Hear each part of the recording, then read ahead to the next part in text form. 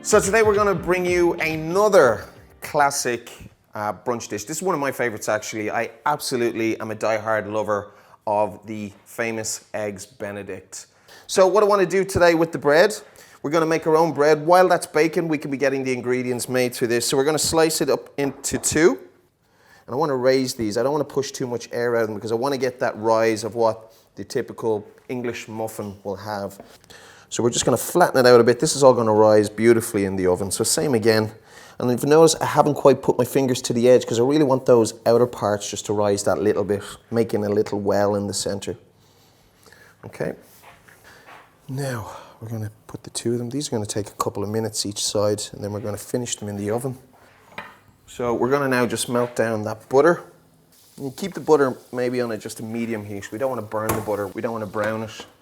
You just literally want to kind of just melt that down gently, and that's going to be pouring into our egg mix. That's going to help us bring it together in order to get that beautiful silky hollandaise.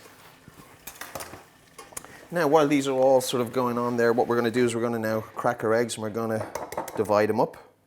So we want to separate our egg yolks from our whites. Now this is the part that you can either get right or mess it up. So we really just want to keep that water on a sort of a medium heat. And the reason is we don't want to cook too hard. If it gets too high, it'll scramble that egg. So we're really just looking to get a little bit of that heat that's going to start breaking that egg up.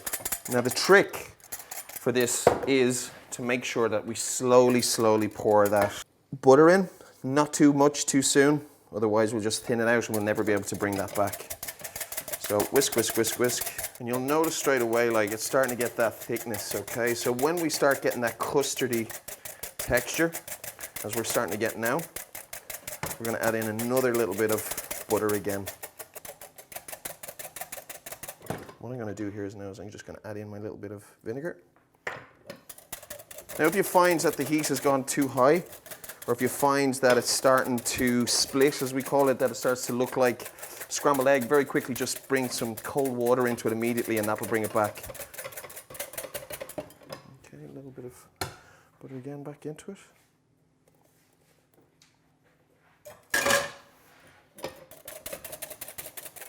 You see it's thickening up again. There's loads of shortcuts that people do, but you just don't get it right. It has to. The air is the key to this. The air that we're whisking through that whisk right now, that is the key to it. The reason I love hollandaise sauce, because there really is a knack to it.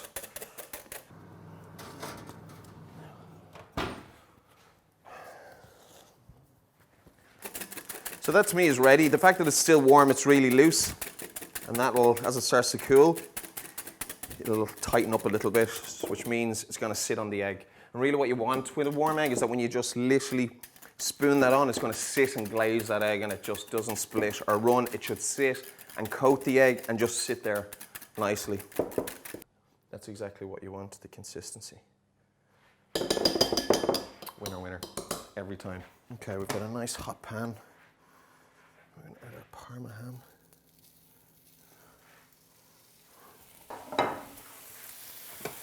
You can already smell it. It's so good. The water we're bringing it to a very gentle roll. It's the key to it. Don't have your water too high because that'll explode the egg, sending the white absolutely everywhere. I'm going to give it a tiny little swirl, not too heavy, just enough because that'll help bind the egg. It'll help bring it together for you, the white, once it hits that water. And we're just going to drop that straight in the center, very gently, bring it down.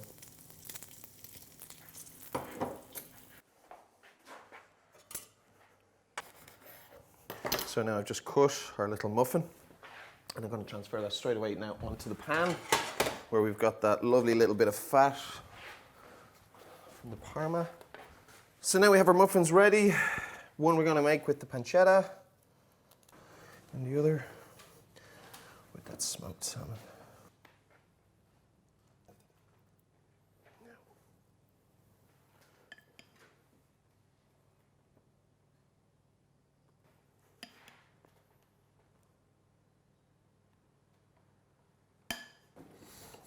And here we have our very simple, easily made Benedict. Two variations, one with your Parma ham And the other one with the classic smoked salmon made on hand-pressed sourdough English muffins. Oh, perfect.